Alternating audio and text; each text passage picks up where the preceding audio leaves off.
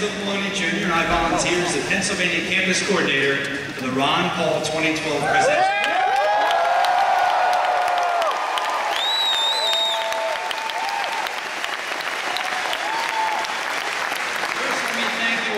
Here this evening to Soldiers and Sailors Memorial Hall.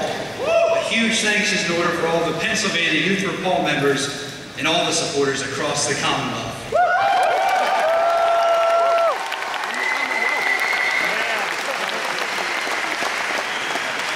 As many of you may know, Dr. Paul was born in this very city in the heart of the Great Depression.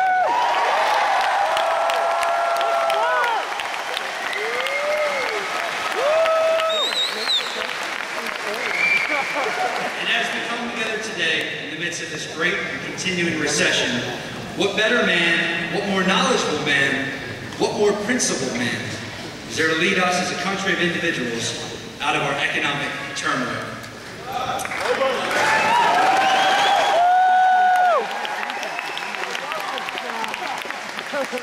At the very beginning of this race, he was the only candidate who came to the table with a solid plan to directly confront our nation's biggest economic dilemma, the debt. He remains the only one with a bold plan based on the common sense principle, cut the spending.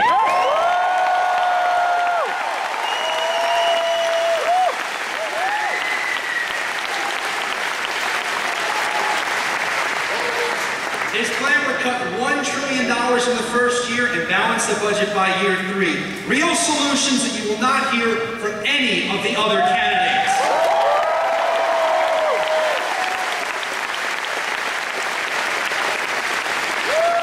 He is a true fiscal conservative with the most consistent voting record in Congress today. The lone voice when it comes to addressing our outdated monetary policy and the issues of our non-transparent Federal Reserve system.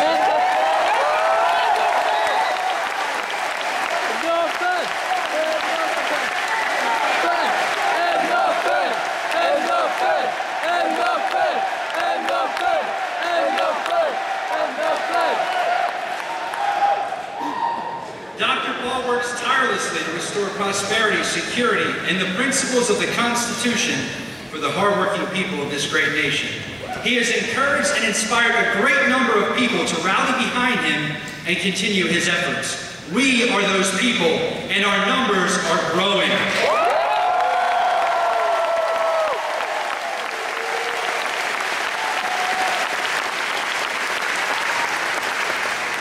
As we come to understand more and more the importance of civil liberties, sound money, and the economic power of peace and freedom, we have an obligation to our nation's citizens to inform and inspire them the way Dr. Paul has so generously informed and inspired each and every one of us.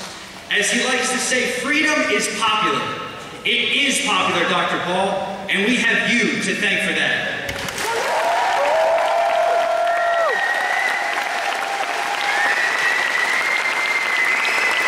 Ladies and gentlemen, please join me in welcoming back to the place of his birth,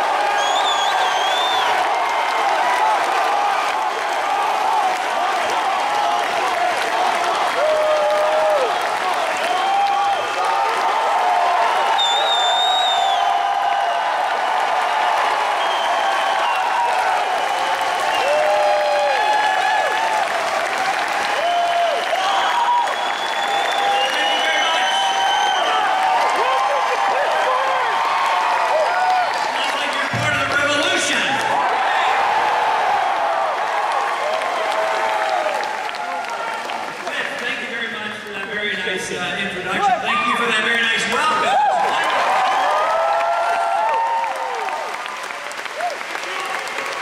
I'd like to introduce my wife, Carol, standing over here.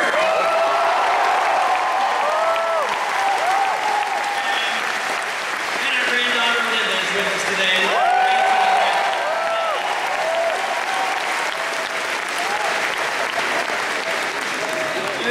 Somebody told me there was a little bit of competition tonight and maybe nobody would show up. I'm so glad to see you. Thank you.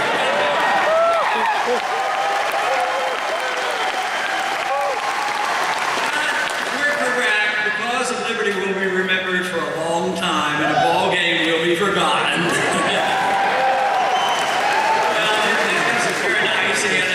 You know that reception has been excellent across the country, on the colleges in particular.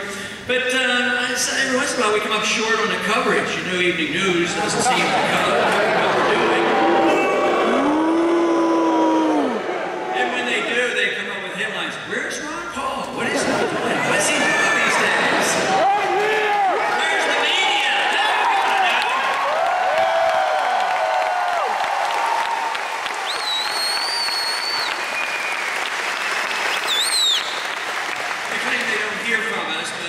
I think there'll be a recording or two, and maybe they will hear from us. Eventually, they must hear from us because we cannot continue with what we have. Yeah!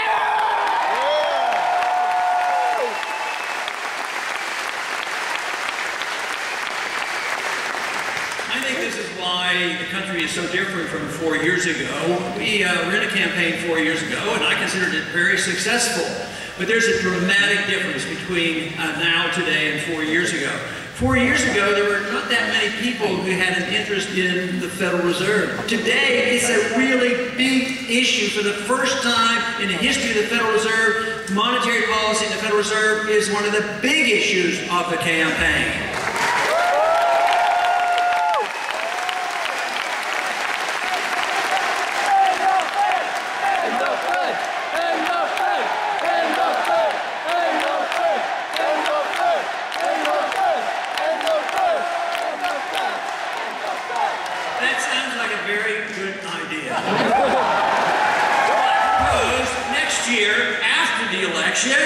We pass a bill that repeals the Federal Reserve.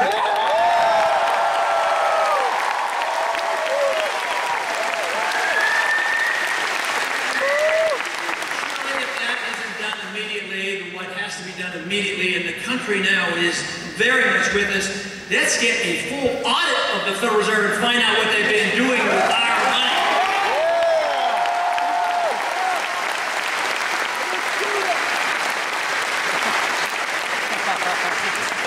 Has been operating in secret for a long time. Of course, I can understand why they would want to when you find out what they're up to. But they would like to continue to operate in secret because I think they do know deep down in their hearts, the people that are in charge, it's a totally unconstitutional organization. There's no authority in the Constitution for a central bank. And Congress has a responsibility of oversight of those creatures that they bring about. So oversight is a natural thing that we should have. What we need is a lot more transparency of the government and a lot less of the invasion of our privacy.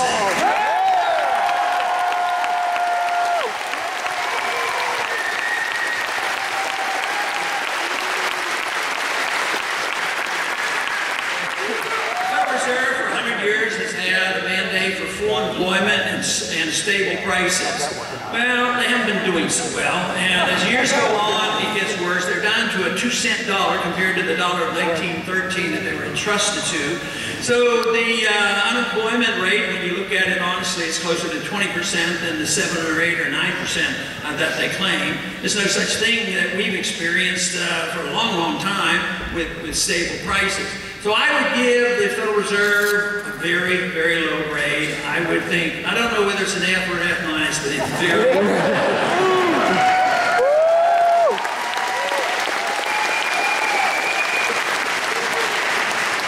One thing that we have to understand about monetary policy is if we oppose big government, which I'm assuming that just about everybody in this audience is opposing big government.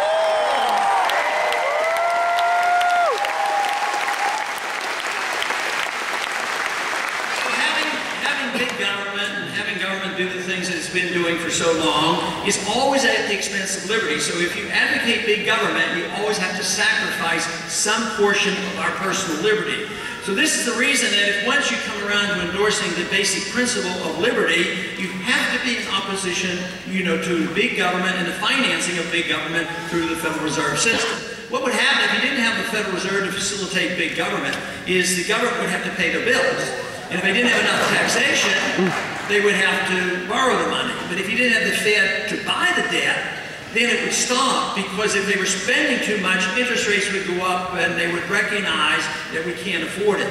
The fact that you can borrow, and we have been sort of given the blessing of a reserve currency, it has allowed this borrowing to go on too long and the inflation to go on too long. But what has happened in these last 4 years is that the attitude has changed. The people are waking up in two areas.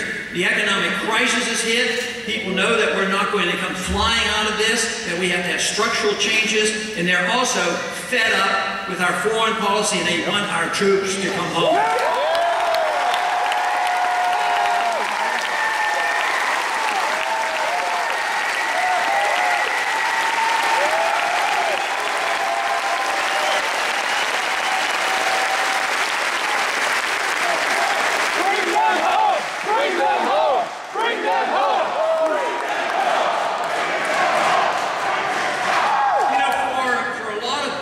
In this country, especially in Washington, if you don't support the war by voting for the spending, they want to paint you as being un-American, unpatriotic, and not caring about the troops. If they ever say that to you, ask them why the active military personnel donates more money to our campaign than all the other campaigns.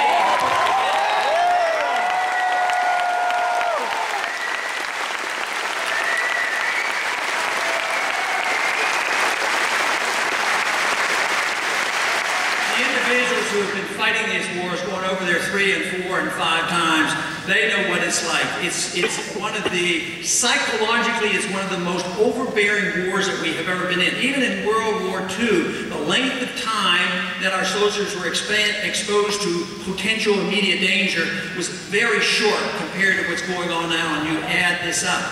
And it is understandable why so many are coming home. Not only do they have head injuries, but they have this post-traumatic stress syndrome, and it's real, and they're suffering for it. We now have an epidemic of suicide. We're losing more of our military personnel from suicide, from the fighting over there. But it's deeply flawed in foreign policy, getting individuals involved in wars that have not been declared, they're not moral, they're not constitutional, and it doesn't make sense. We don't know why we're there. We don't know why it's in. Why does somebody want to go over there and get shot at and get killed and see no end to it? It's very frustrating, and that is the reason if we care about our active duty people, if we care about our national defense, if we care about our veterans, we change our foreign policy to defend this country and not be the policemen of the world.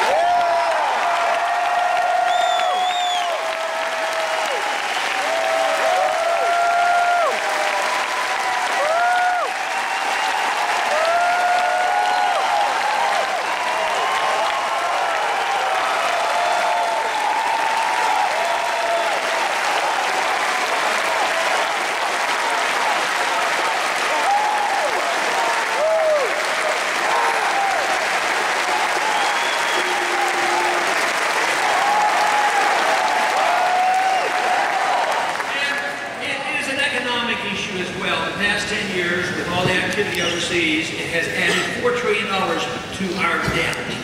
This means that $4 trillion would have been spent here at home. It would have been our money. We wouldn't have had borrowed, we wouldn't have had to print it, we wouldn't have had the inflation, we wouldn't have as much complication with the business cycle.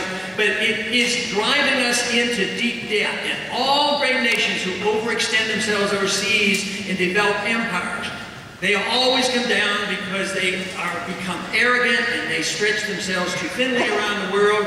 And today, unfortunately, our declaration of war is this declaration of war of the global war on terror. And it has been announced that it's every place, any time, in any country that we have assumed that we have the moral authority to drop missiles and bombs and drones in any country. And believe me, they don't like it.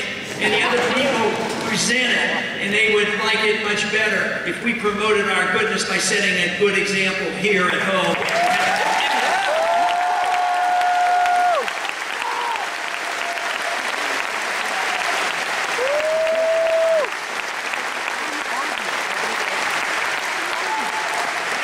One thing about the military, we don't have worry about any other country ever invading us and attacking us. We are by far the strongest ever in the history of the world. We have more weapons than everybody else put together, and we have an efficient army if they have to fight.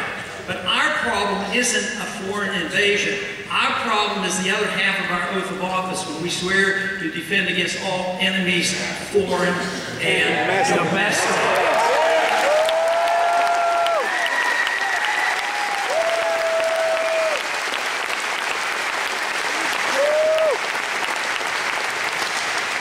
After the disastrous war in Vietnam, during the period of time I was in the military, I was drafted in 1962 during the Cuban crisis and was in for 5 years. But after the war finally ended in Vietnam, and obviously without victory for us, after losing 60,000 Americans, over 1 million Vietnamese died, and how many wounded we have, and all the money we spent, which ushered in a whole decade of economic crisis in the 70s. But shortly after the war ended, a colonel for us, an American colonel by the name of Harry Summers, met with a Colonel Tu, who was Vietnamese. And they got together and they were talking and they were cleaning up the mess, and these are the rules, and we were leaving, this sort of thing. And our colonel said to the Vietnamese colonel, and said, you know, you never defeated us once on the battlefield. We always won militarily. And you know, Tu said to him, he says, you are right, but it's irrelevant. Because he did not understand, we didn't understand then, and we don't understand now. We can have a military power, and we can bomb and kill and occupy and pretend we're democratizing these countries, but what is much more important is winning the hearts and the minds of the people. And you can't do that. You can't destroy the ability of people to want to take care of their homeland. The whole idea of the Taliban is not to be anti-American. They're anti-occupiers. We worked with the Taliban when the Soviets were occupying Afghanistan, and now we're on the receiving end of it.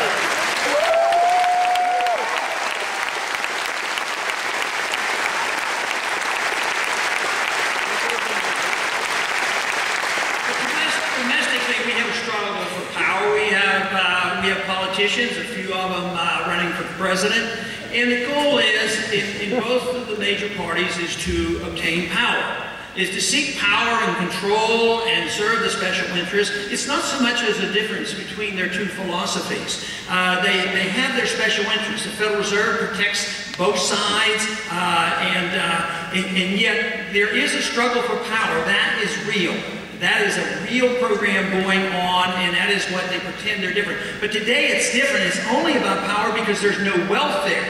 This is the reason why there's no budget resolutions even come to the floor anymore, because there's no money left, and they don't know what to do, and they won't admit it.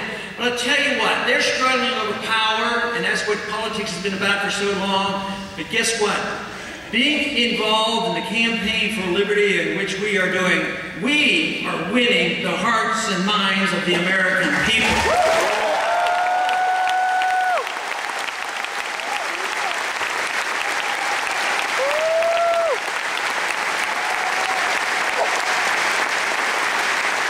There is no doubt in my mind there are revolutionary changes going on, and they're intellectual ideas that are changing. They're not brand new, but they're improved over the ideas that brought our country about. The founders were very understanding of the cause of liberty. They understood that liberty was of one unit, personal liberty and economic liberty. And this was tried and tested. We had the greatest nation, the freest nations, and the most prosperous nation. But it's on trial right now because we are no longer the richest nation. We have now claimed that we are the most indebted nation in the history of the world. And we aren't producing. Our real productive jobs have gone overseas. So this will not continue. This is the reason that in the near future, exactly the dates I don't know, but in the next several years, what this generation will have to do, those who are getting out of school now, and I think they must understand this because the greatest support we are getting for the cause of liberty are from the people who are from the age of 18 to 30, and I am excited about that because it really should give us all a lot of encouragement.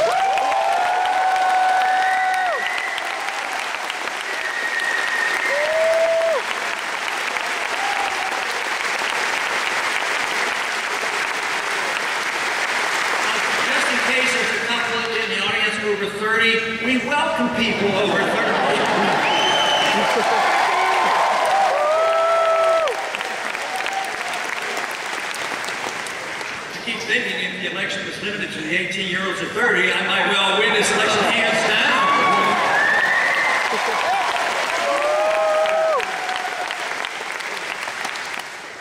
But we are definitely winning this. The groundwork has been laid. The movement is on. It's not going to stop. I love to use the quote, you know, an idea whose time has come. Armies and governments cannot stop those ideas.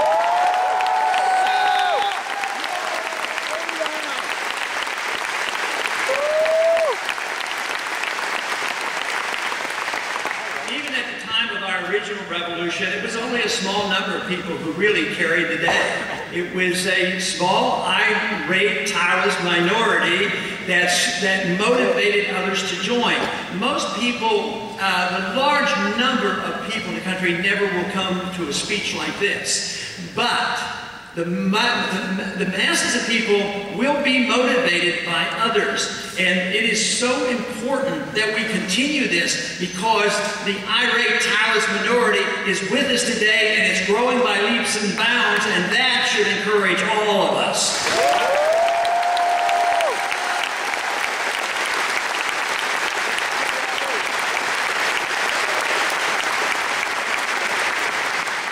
As Samuel Adams described it, he says that tireless minority should be and will, for success, start wildfire, brush fires of freedom in the minds of men. And believe me, there are a lot of brush fires going on. It's going on a daily basis. People are waking up. I see positive signs when you see statistics that show that 75% of the American people now that know there's something wrong with the Federal Reserve and we ought to do something about it.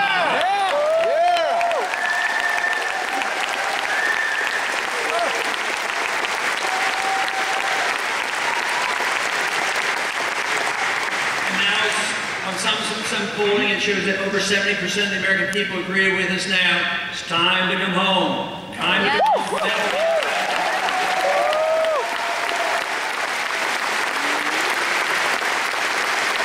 And that to me doesn't mean just where the active military fighting is going on, but every place where we are today, because there is the resentment and we can't afford it. The troops went into Korea when I was in high school. They're still there. They've been in Germany, and they've been in Japan since World War II. So it is really time to come home out of necessity. So I am very pleased that the country is coming in this direction, even though you might not hear it on TV at night, and although you don't hear from the other candidates, I am very optimistic that these attitudes will change. For instance, the American people got pretty annoyed and pretty upset about this attack on the internet with Stop Online Piracy Act, you know.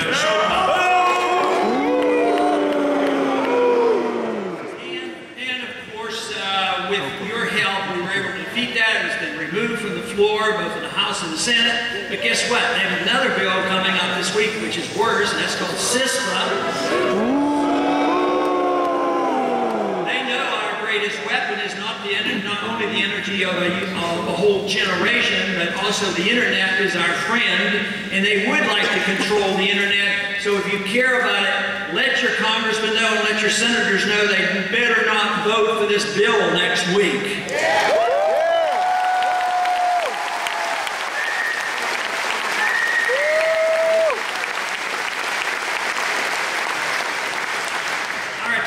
Civil liberties have been rather systematic over many decades, but especially worse in the last 10 years. After 9/11, there was a lot of concern, and much of it justifiable on what had happened. It was a terrible day for us. But instead of trying to understand the principle that the CIA has analyzed and written about called blowback, they decided to blame the American citizens and pass the Patriot Act and penalize the American citizens as if that was... Put that high on the list for repeal.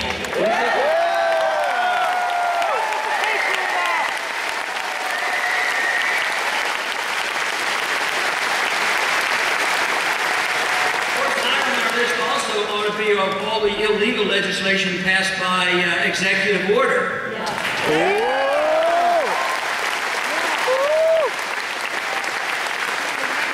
The executive order passed just a couple weeks ago said that the Defense Production Act would be renewed. And in the Defense Production Act, which was passed 50 years ago, gives the President authority under times of war to nationalize everything.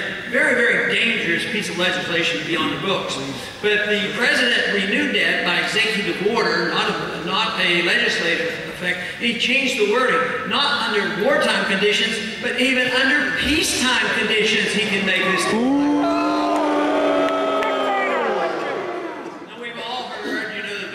Complaint about the President trying to interfere and lecturing the Supreme Court of Obamacare. And he does, the court, generally speaking, the legislative branch and the executive branch is not supposed to do that. But that was rather minor compared to what the President actually does. Because, lecturing is one thing, but what about the interference, him assuming that he can, on his own announcement, executive order, that he's allowed to become the prosecutor and the judge and the jury and the executioner and execute and assassinate American citizens? That's treason! Should be high on the agenda for changing. But all the laws that have been passed by executive order are up for grabs, because although I personally disagree with the idea that you should legislate anything by the executive order, I would say that a constitutional president has the authority to use the executive order to cancel out all the unlawful.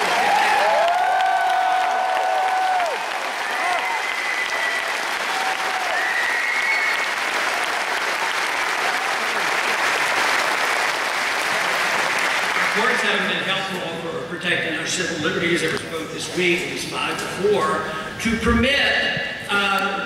permit law enforcement officers to strip search without probable cause anybody. And everybody should know what's going on at the airports. And I would think if we tolerate this and look at what the pictures that happen of all the groping and things go on and knowing what kind of powers, if we don't do something about it, we have to start blaming ourselves. We've been too lackadaisical, so we need to wake up and do something about it.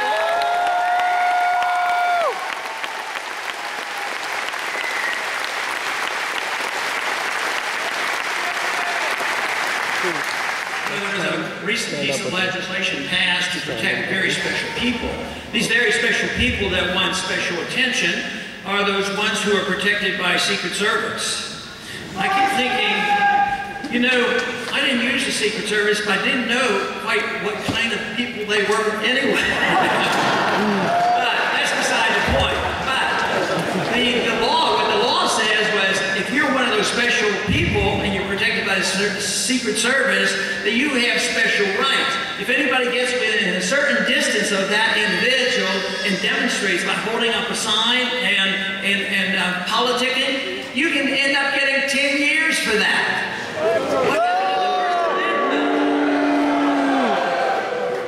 I think the arrogance and the elitism of the politicians ought to be challenged by us, and the only way we can do that is change the electorate and change the Congress and change the presidency.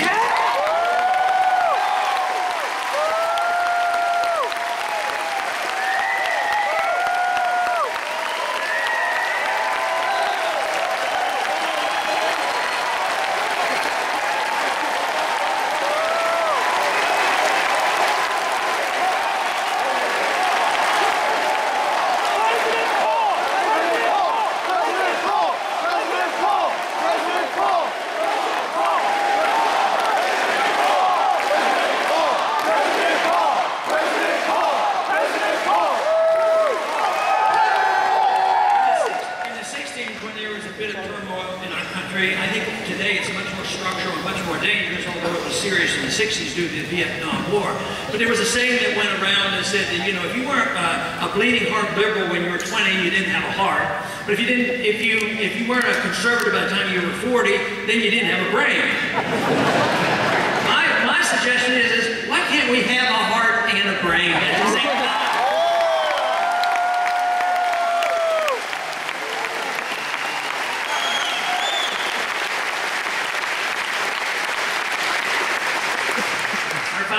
warned us to be careful that you don't allow the society to morph into a pure democracy versus a republic, a representative government. Rather than a pure democracy, it implies that 51% groups banding together, 51% gangs up on the minority. Maybe the non-productive individuals can gang up on and penalize and live off the minority. But the whole purpose of a Bill of Rights, the Constitution, is to protect the minority. That is the purpose of it, so you don't want pure democracy. They warned if you have a democracy that you will end up in a society that wastes and consumes. And this is what we've been doing. We've been wasting and we're consuming. We're careless about how we waste overseas and how much debt we have and how inefficient we are, and all this money is being spent by the government. But the final conclusion was that if we pursue that, it will self-destruct. And this is what we're on the verge on having a much more major crisis. And it would come, from my estimation, it would come in the form of the bursting of the last bubble.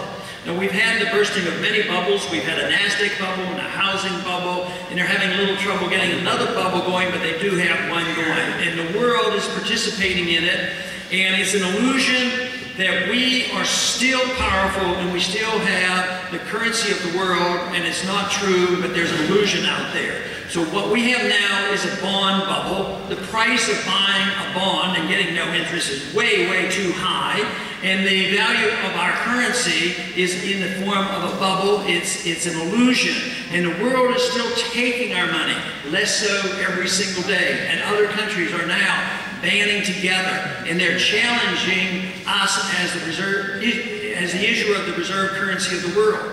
Quite frankly, I believe there's been a lot behind us going into the Middle East. When any time a country threatens to use something other than dollars for oil, the connection of the dollar and oil has been very, very important for us economically.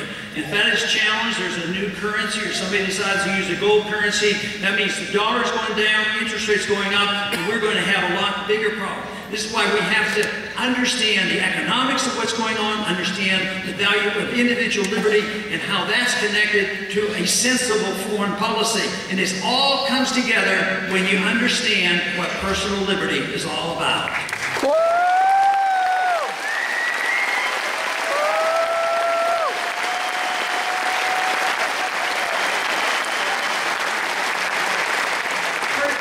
Liberty to me means that we own our own lives, that our life and our liberty comes from a creator or in a natural way, and it does not come from our government.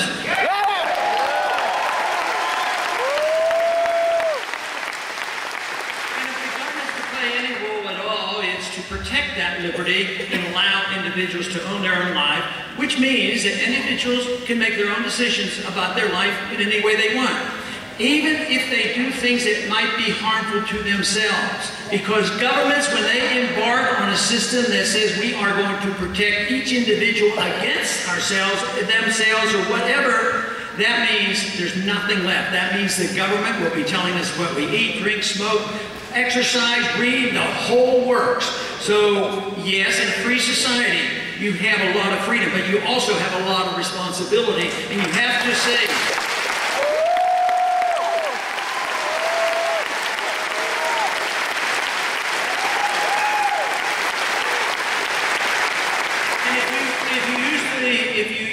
freedom that you have and you do harm yourself, you cannot go and tell your neighbor they must take care of you. You can't go to the government and tell the government that they can go to the neighbor and force them to take care of you. So yes, there are some risks in having free people, but compared to when the government tells us what to do, when the government and the politicians and the bureaucrats make these decisions, when they make the mistakes and they can't know what's best for you, it hurts all of us. So that is minor, that is major compared to us making our own decisions.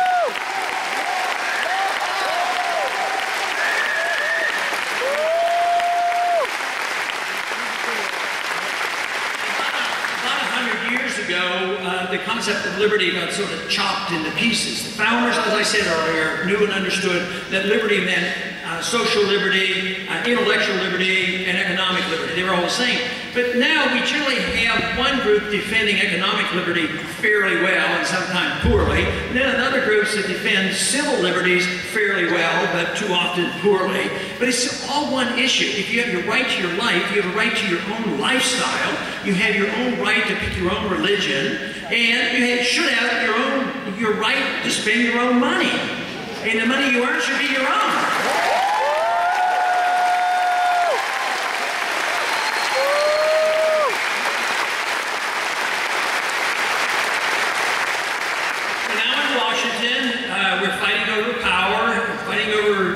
To divide up the shrinking pie, but at the same time, what we're doing now is we're trying to bring people together. People say what we need is more compromise, and I don't buy into that. I think we've had way too much compromise in Washington because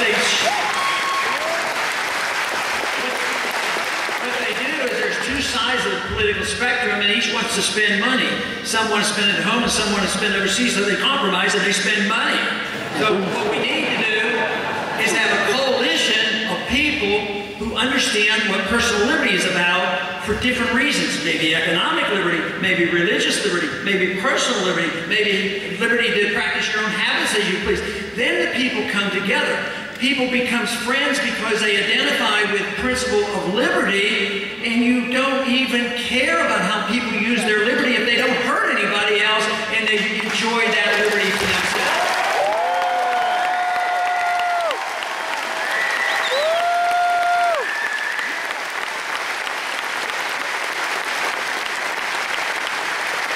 The other thing, very early in our history, and although our Constitution was probably the greatest and has served us well, it was far from perfect. Because in our early history, we had a lot of punishment for people in certain groups, that they didn't earn their rights because they belonged to a group. And I think that's wrong. People shouldn't ever be punished because they belong to a group, but they shouldn't have any special favors because they belong to a group either.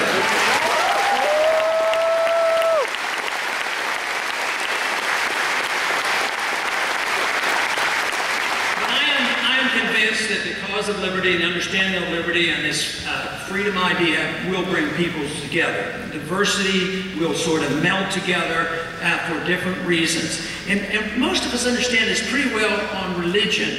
We have freedom of religion and freedom not to practice religion. And because somebody has a religion you don't understand and you don't really want to get involved in, you don't bother with it. You just ignore it. Because there's freedom of religion, you don't endorse what they believe. You don't endorse their religious beliefs. But why is it so much that if we give people the freedom to practice their own lifestyle the way they want, that we're endorsing behavior that is unbecoming in our estimate, that it isn't the kind of thing that we would do? But this is one thing that you have to do. You have to have more tolerance as long as people won't use their liberty to do anything other than to run their own lives and not anybody else's.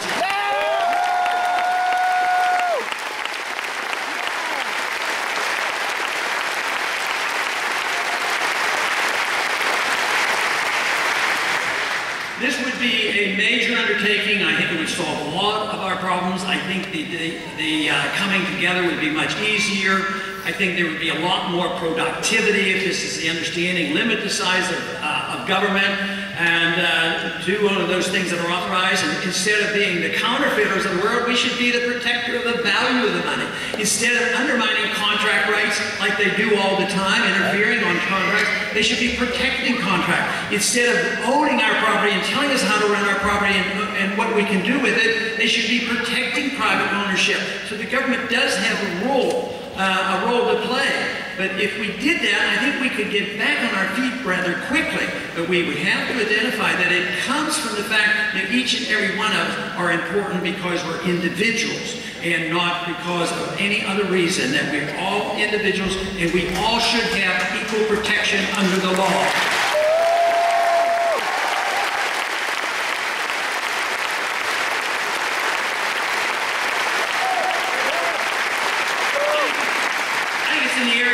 Protection under the laws where we have failed the most. If you think about how unfairly the drug laws are enforced,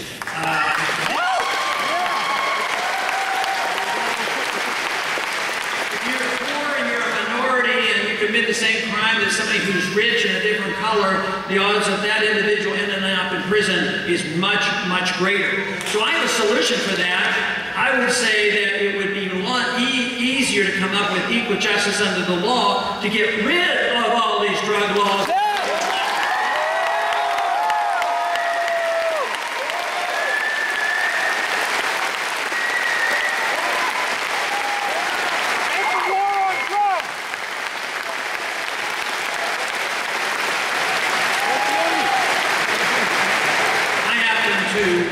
Disapprove of the use of most drugs, even most of the prescription drugs too.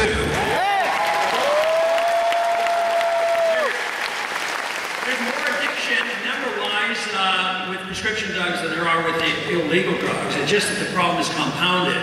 It's not that, once again, that I would endorse people using drugs, because I think they're very dangerous and people should be cautious. But it's the whole idea of allowing who's going to make these decisions for us. So if they can decide what kind of drug you can take and what you can do, what if somebody says, well, you know, there is a real benefit from medical marijuana, why should the government send the troops out to arrest people who are doing this? It makes no sense at all.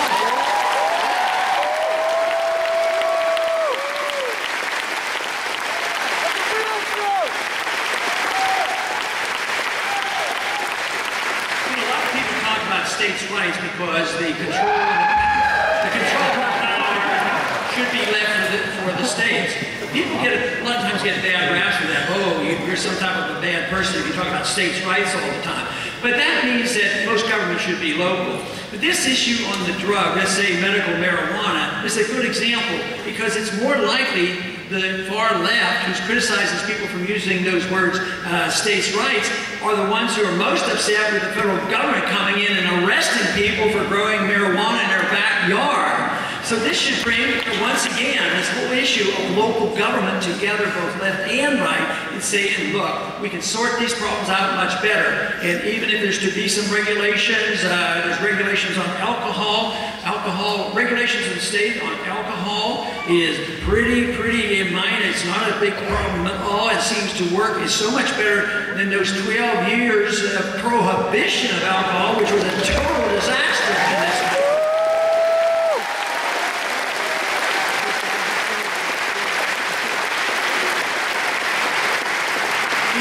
We need a better understanding. We need more confidence. We shouldn't be afraid of living in a free society. We have to challenge the status quo. We have to challenge decades of an educational system that teaches us to tolerate and accept, well, you have to have a Federal Reserve, you have to have the federal government protecting you, you have to have consumer protection, you have to have all these things, and finally wake up and it doesn't work. And this is what's happening today. No matter how well motivated some of these programs have been, no matter how well motivated it has been for the entitlement system, it flat doesn't work. So I've concluded that if you truly are a humanitarian, I think we all have that instincts to be humanitarian, care about our fellow man.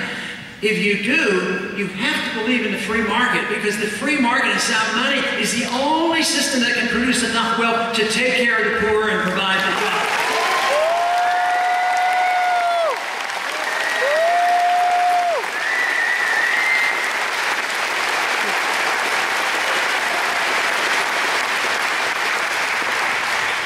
So what we need is a determination effort to continue to do this and to continue to inspire people to be involved, to further understand, study these problems and understand them.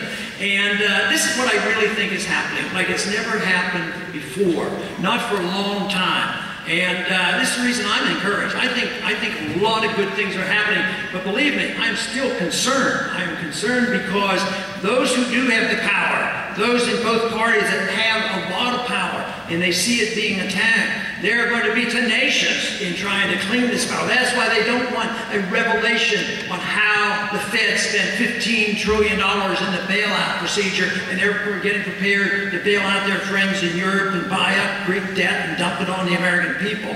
So there is a reason for them to be very tenacious and clinging to this power. But the evidence is clear about the failure.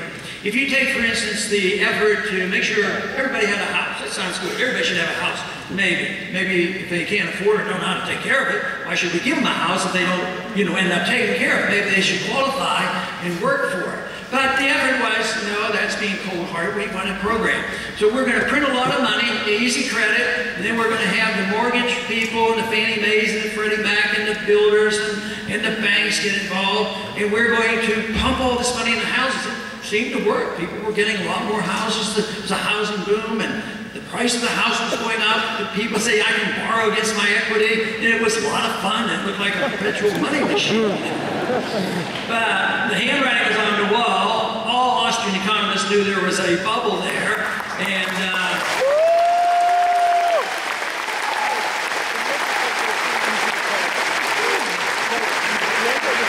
so when the bubble burst, people who were making all the monies, especially the ones making tens of billions of dollars in the derivatives market and all the wild speculation was going on, they said, hey, we're going to go bankrupt, we're going to go bankrupt, you got to bail us out, we're too big to fail, come. So Congress and the Federal Reserve goes and bails out the people who were ripping us off, and guess what? The middle class people lost their jobs, and they lost their houses, and the housing problem is still a big, big mess. So it doesn't work. This idea that you can get free medical care from the government, well, where's the government? Where do you get free anything other than taking it from somebody else?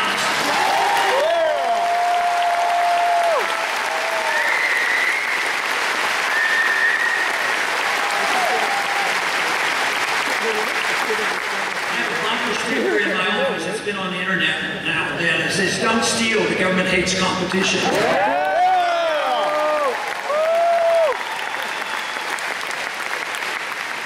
But the system is failing all around, but this is an opportunity to offer, once again, the principles of liberty.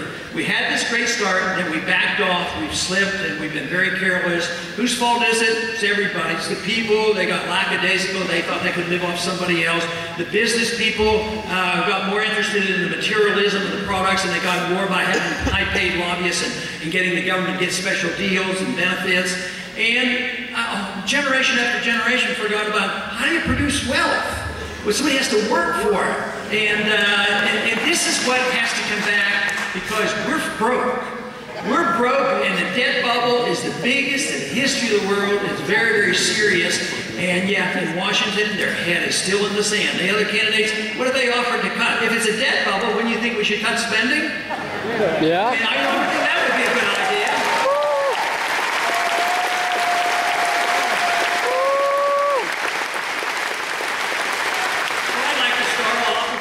With $1 trillion in the first year and shut it out.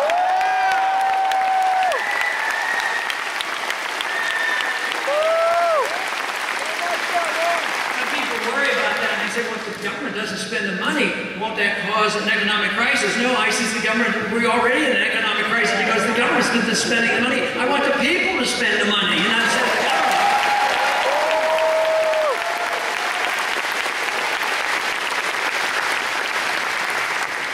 So the revolution is alive and well, let me tell you, and there's a lot of excitement going on, and I am optimistic because I believe this whole new generation that's excited about it has invigorated many of us in another generation who seem to be part of a remnant trying to hold it together and encourage people.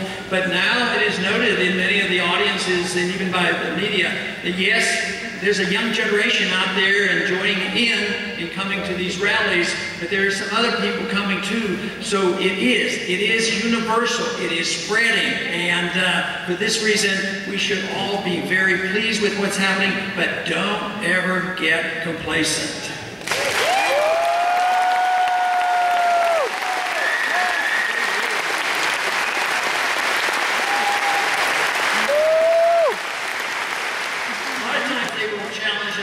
Say, wait, you people want to go back to the Dark Ages, you want to go back to the 19th century, you want to go back to this silly old thing about gold standards. And my answer to them who say that we want to go backwards is that tyranny is old-fashioned. Much, much older than liberty.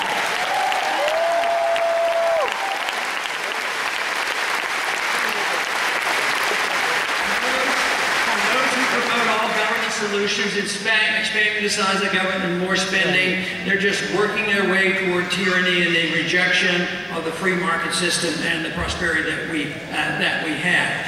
They would also like to say that you can't do this on the gold standard. That's old-fashioned. But the gold standard is a natural money. It's not a government money. Government money is fiat money. The only way they can get it to work temporarily is by a gun. They say, you use it. If you use gold and silver, we'll put you in jail. And they changed the legal tender laws. So the market has picked gold and silver to be money, not individuals.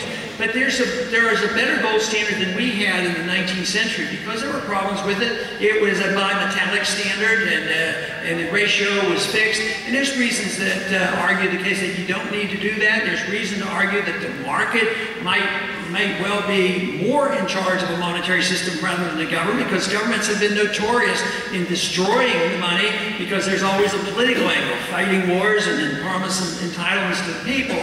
So there is no reason for us to be defensive by going back. I think we are the wave of the future. They are the past.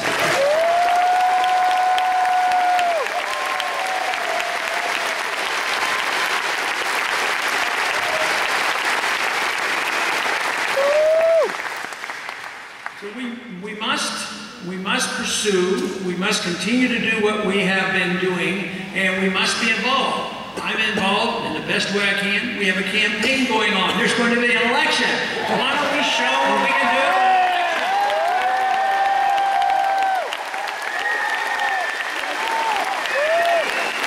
President Paul! President Paul! President Paul! President Paul! President Paul! President Paul! President Paul! President Paul! President Paul! So every one of us has an obligation. Liberty is appealing to me, not only because it brings people together, but in a personal way, I think what the real purpose for an individual life is for us as individuals to pursue virtue and excellence. And governments can't do that for us. If they try that, they destroy us.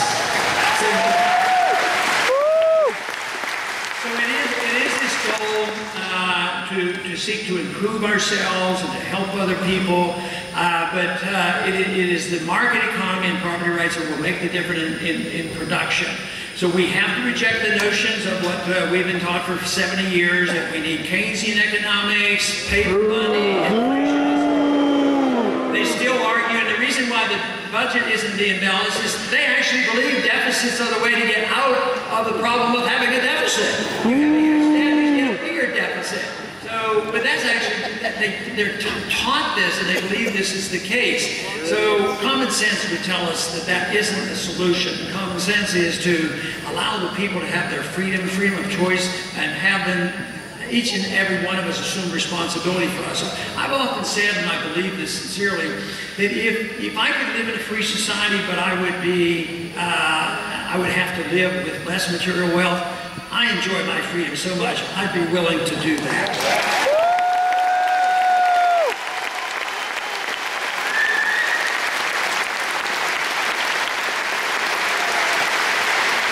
But the great thing about it, we don't have to make that choice. If we dwell on freedom, we will have our material prosperity. And this is, and if you dwell on the prosperity and we become only concentrate on materialism, actually we don't gain either one. So this is such an offer to us, and I think we're going to have an easier time than some other systems have because we have great traditions. We just have to renew them. We have to renew the enthusiasm. This is the reason I'm so delighted to come and visit with you and find people who are so inspiring, and because you're anxious and interested and you know what we ought to do. So I want to thank you very much for coming, because I am convinced that this philosophy of freedom is the way, and is essentially the only way to achieve not only peace, but prosperity as well. Thank you.